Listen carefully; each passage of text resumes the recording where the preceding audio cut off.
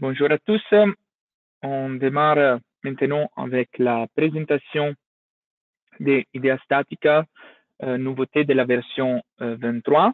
Donc, moi, je suis Michele Polastri, du Customer Service de l'équipe France. Et donc, on est revendeur, effectivement, des Idea Statica acier et béton en France. Donc, quelques informations sur l'utilisation de GoToWebinar. Vous avez une des parties les plus importantes, c'est la boîte pour poser des questions. Donc, n'hésitez pas de nous poser des questions et je chercherai de répondre vers la fin du webinaire et m'indiquer aussi s'il y a des problèmes techniques éventuellement. Vous avez toujours la possibilité de me l'indiquer. Donc, on va regarder aujourd'hui 3 parties sur les nouveautés d'Idea Statica. On regardera surtout la partie acier. Donc, pour la partie béton, je ne suis pas rentré dans les détails. Et on regardera en première partie tout ce qui concerne la partie assemblage et ensuite la partie DBA en Idea Statica Member. Premièrement, une des nouveautés, je pense, les plus attendues dans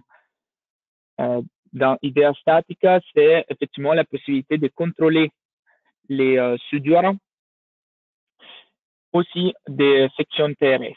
Donc là, vous voyez à l'écran les sections pour lesquelles on peut effectivement effectuer les contrôles de soudure. Et donc, ça, c'est une des premières nouveautés. Ensuite, je vous montrerai, on a un outil un peu plus facile à l'utilisation pour la recherche des sections. On a une amélioration dans l'opération du plan de travail, les regroupements des opérations pour trouver plus facilement effectivement les opérations et quel type d'opérations sont liées à quel type d'éléments, et l'amélioration au niveau du rapport, donc au niveau des sorties. Donc ça, c'est la première partie et je vais passer sur IDEA. Voilà. Pour vous montrer effectivement les nouveautés. Donc, en premier, vous voyez aussi qu'il y a des avertissements aussi pour la collision des platines. Donc, ça, c'était déjà présent, mais voilà, juste pour rappel. Maintenant, il y a effectivement la vérification et les contrôles aussi de la collision entre les différentes platines. Et par exemple, là, je peux regarder les éléments qui sont liés effectivement aux les opérations qui sont liées à l'élément B2, juste en utilisant l'option clic droit sur la côté d'opération. Et il y a différents types d'affichage qui sont présents. Ça peut être un affichage par type d'opération. Donc, les différentes opérations, elles sont divisées, elles sont montrées effectivement dans les détails. Donc, si vous avez, par exemple, une liste de soudures, comme des fois ça arrive avec Idea Statica, vous avez effectivement la possibilité d'afficher toutes les soudures et avoir effectivement une liste un peu plus facile à interpréter et à utiliser. La deuxième option, c'est par élément. Donc, si je veux rentrer dans les différentes opérations de l'élément B2, je peux maintenant les regarder par élément, rentrer dans ma opération et éventuellement utiliser et changer les informations pour avoir une opération qui marche correctement et qui est dans les limites aussi des collisions. Ensuite, la deuxième opération, c'est effectivement lié au PRS. Donc, pour toutes les sections que j'ai montrées dans les PowerPoint, vous avez la possibilité d'ajouter maintenant les soudures. Donc, par défaut, c'est exactement les mêmes qu'on avait avant. Donc, on peut dire des soudures bout à bout, mais vous avez la possibilité maintenant d'utiliser aussi l'option des soudures d'angle pour après appliquer une certaine valeur de soudure. Dans ce cas, je l'ai déjà fait sur notre opération. Voilà. Et là, donc, vous voyez comment elle va apparaître. Donc, ce type de soudure, elles vont être contrôlées comme effectivement on a pour tous les autres types de soudure des opérations. OK. Ensuite, la troisième partie, c'était effectivement l'outil de recherche des sections. Donc, si on rentre effectivement dans une section, on a maintenant la possibilité de rechercher les types de sections qu'on veut utiliser. Par exemple, là, si je démarre avec HEA, j'ai la liste des HEA et si je indique 300, par exemple, je peux rentrer plus facilement en détail pour utiliser une certaine section dans les logiciels. Ensuite, il y a l'opération des plans de travail. Donc là, par exemple, j'ai créé un élément avec un certain angle pour vous montrer. Les plans de travail, maintenant, il peut être effectivement aussi lié à un élément, à une platine. Donc, si je clique sur l'élément, vous pouvez sélectionner l'élément B1 et comme vous voyez, il est déjà perpendiculaire à l'élément. Donc, après, ça suffit de le décaler pour utiliser ensuite, pardon, plutôt X, pour utiliser ensuite l'opération des coupes, éventuellement. C'est un peu plus proche. Voilà. Donc, ça, c'est effectivement une nouvelle possibilité avec les plans de travail. Ensuite, la dernière opération ou la dernière amélioration pour ce qui concerne ce premier type d'aspect, c'est lié au rapport. Donc, je vais lancer mon calcul.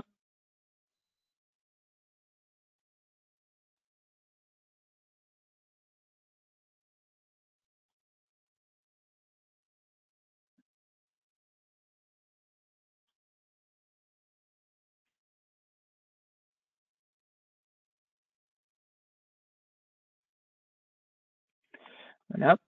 La première amélioration au niveau du rapport, c'est que je pense que vous allez beaucoup aimer, c'est le fait que le rapport il va pas être créé de suite. Voilà. Donc, si après, on veut utiliser directement les métriques ou les rapports sur une page, on n'a pas besoin d'attendre que les rapports est créé. Et là, donc, on peut éventuellement les paramétrer, donc demander les paramétrages voilà, qu'on utilise les plus souvent, et ensuite, effectivement, générer notre rapport vrai et propre. L'autre nouveauté concernant les rapports, c'est effectivement l'affichage des excentricités des éléments et des chargements.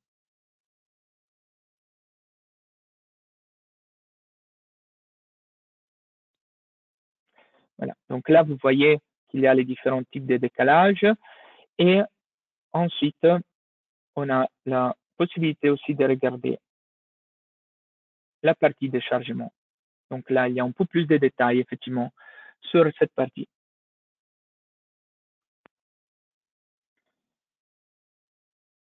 Je reprends mon PowerPoint. Ensuite, on va regarder les autres types de nouveautés dont on ne va pas rentrer dans les détails, effectivement, au niveau de la présentation live. Donc, on a les nouveautés liées, effectivement, surtout aux Eurocode, où il y a un contrôle, effectivement, on peut dire, de la validité ou effectivement des limites liées aux éléments formés à froid, donc aux éléments avec des paramances, et aussi pour la vérification d'ancrage. Il n'y a plus comme effectivement avant les problèmes du contrôle effectivement des blocs d'itération, que c'était très très restrictif, de l'itération effectivement des différents ancrages. Là, c'était très très restrictif. Donc, au moment, ce qui est indiqué effectivement, c'est qu'on va sortir des types de contrôle pour un ancrage seul ou un ancrage isolé. Et donc, qu'il faut faire qu'il n'est pas contrôlé effectivement les types de vérification d'ancrage dû à les concrete tryout, donc effectivement les problèmes liés surtout au niveau du béton. La deuxième option et la troisième option, la deuxième, c'est un peu moins lié à la partie Eurocode, mais je vais vous l'indiquer quand même. Il y a effectivement la possibilité de régler ou quand même d'indiquer qu'un certain type d'assemblage des connexions, c'est une connexion pre-qualified connection. Donc, dans la norme américaine, il y a ce type de connexions et à ce moment-là, on a la possibilité de faire des types de contrôles additionnels sur certains types de connexions qui sont liées effectivement au code américain. C'est un lieu qui va aussi être bien utilisé en France ou même dans les pays francophones. C'est aussi l'amélioration des calculs d'ancrage. Donc, il y aura un calcul différent en tenant en compte si la platine d'ancrage avec qui est effectivement qui n'est pas positionnée directement sur les bétons, elle est assez rigide ou pas, et basée sur ce type de définition, il y aura un différent type de calcul du moment sur les tiges d'ancrage.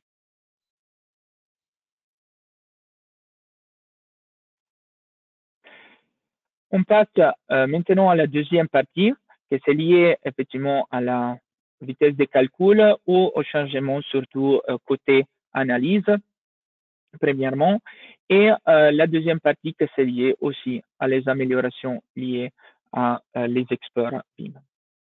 Donc, pour ce qui concerne la performance, il y a été un changement au niveau du maillage et au niveau aussi des performances de calcul avec une amélioration de la vitesse de calcul. Et là, donc, je vous montre effectivement les différents types de maillage par rapport à les anciennes versions. Donc là, vous voyez que surtout au niveau des positions effectivement courbes des éléments et au niveau des boulons, il y a une amélioration de ce type d'émaillage qui était effectivement des fois un problème, surtout avec des distances dans les platines qui étaient un peu plus proches au boulon ou un peu plus minces, voilà. Et donc là, on voit effectivement les différences au niveau de ce type d'émaillage.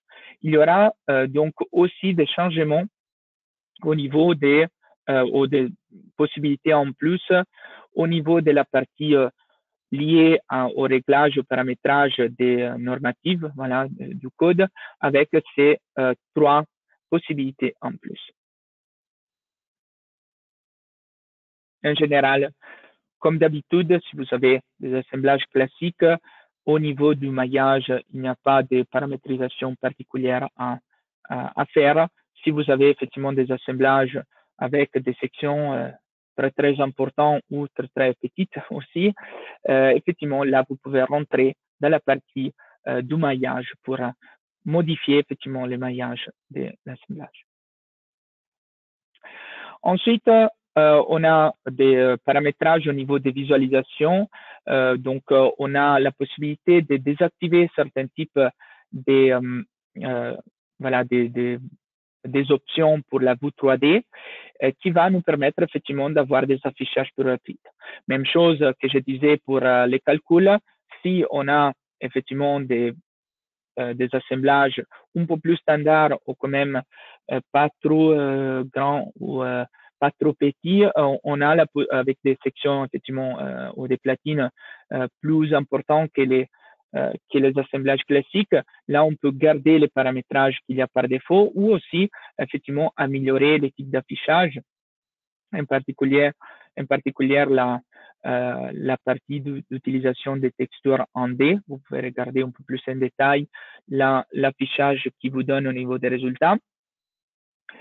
Par contre, si on a des assemblages un peu plus particuliers, on a la possibilité de désactiver certains types d'options pour avoir une accélération au niveau d'affichage de vues 3D. Ce qui va être intéressant, c'est la sélection des combinaisons extrêmes. Donc là, je vais retourner sur mon modèle idéal. Donc, premièrement, je vais vous montrer la partie donc du projet. Dans la partie préférences, vous avez maintenant, à part les couleurs et la langue, vous avez la présentation 3D ici. où vous pouvez, par exemple, décocher certains types d'options pour augmenter voilà, la vitesse au niveau d'affichage 3D. Ensuite, on a la possibilité aussi de filtrer, demander des sections.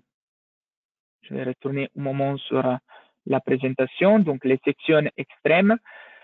Les logiciels, il va directement filtrer et sélectionner les combinaisons qui ont effectivement des maximums au niveau des composants de charge, au niveau effectivement des différents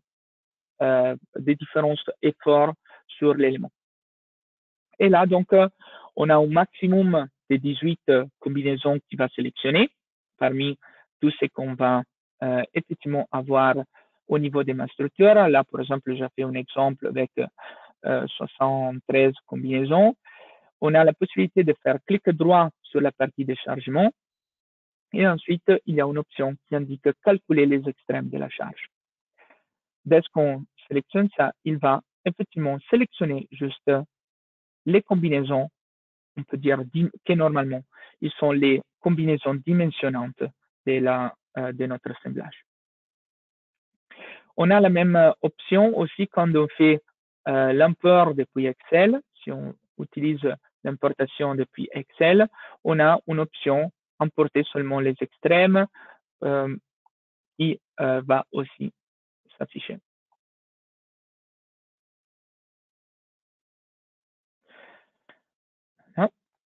Je vais continuer sur les autres deux options liées plutôt à la côté BIM. La conception paramétrique, donc il y a la possibilité d'activer un onglet développeur pour regarder et utiliser des échanges de données. Donc ça, c'est plutôt lié effectivement à la partie développement. Je vais vous montrer comment l'activer. Donc, toujours dans projet, dans la partie préférences, au-dessus de la présentation 3D, il y a paramètres avancés, activer l'onglet développeur.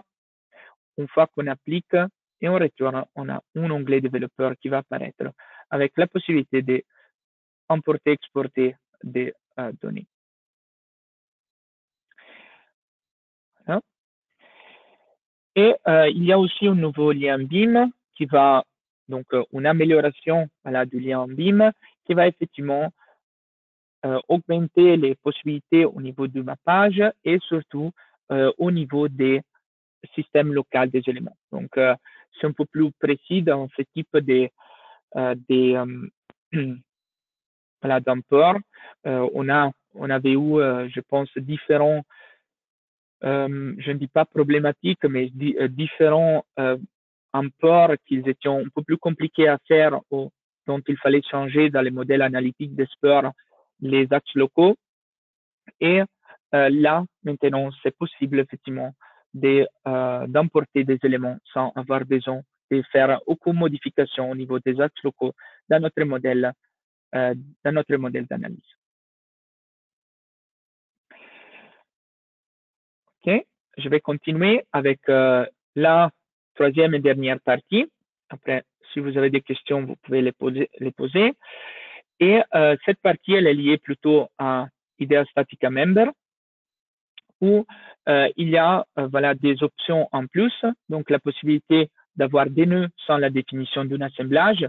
Ça permet une étude aussi voilà, des versements et des effets effectivement sur un élément cantilever, comme montré dans l'image ici en bas. Là, je vais passer aux dernières, les autres deux, je vais vous montrer. La standardisation de la nomenclature, donc entre les modèles Idea Statica style, donc l'assemblage qu'on va dessiner, et Idea Statica Member, il y aura les mêmes mappages au niveau des numéros de bord, par exemple. Ça va aider si vous allez copier ou introduire certains types d'assemblage. Ça va aider pour éviter d'avoir des problèmes au niveau des soudures surtout. Voilà. En général, aussi après toutes les platines, ils auront effectivement la même nomenclature, les mêmes noms pour effectivement identifier les différents types d'éléments entre les deux logiciel. Les autres deux nouveautés ou améliorations, c'est la possibilité d'utiliser des excentricités dans les supports et l'avertissement si on a des chargements qui sont plus larges que la platine sur laquelle ils sont appliqués. Ça, je vais vous montrer sur un modèle simple. Voilà, je vais reprendre. Donc, la première option, c'est effectivement si on donne une certaine excentricité, un décalage, voilà, à un élément analytique, on a la possibilité d'utiliser un certain type de position, voilà, de l'appui. Et là, donc, il va appliquer une certaine excentricité au niveau du support. Ça, c'est la première option. Et la deuxième option, au niveau du chargement, on a la possibilité d'indiquer une certaine largeur sur laquelle la charge elle est distribuée. Et si on, effectivement, on utilise une largeur qui est plus grande de la platine, il y a un avertissement qui va effectivement être indiqué ici en haut, où il indique que seulement la largeur de la platine, oui, où c'est possible effectivement d'appliquer la charge est chargée. Donc là, il faut faire attention pour éviter d'avoir moins de charges effectivement qui est prévu ou qui est souhaité.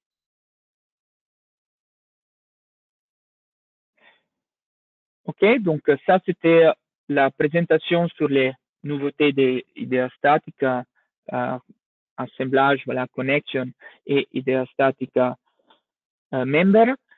Si vous avez des questions particulières ou des remarques, merci de me les indiquer directement ici, ou vous pouvez toujours contacter notre support support@sia.net. Il n'y a pas de questions particulières, donc voilà, tout va bien, j'espère. Voilà, j'espère que vous êtes content avec cela et je vous souhaite une bonne journée. Et voilà, comme je disais, n'hésitez pas à nous demander plus d'informations. J'ai partagé les PDF de la présentation. Donc, si vous souhaitez les télécharger, effectivement, pour pouvoir l'utiliser ensuite et avoir les liens, effectivement, pour certains types de nouveautés, vous pouvez toujours le faire. Bonne journée à tout le monde et on s'appellera au support comme d'habitude.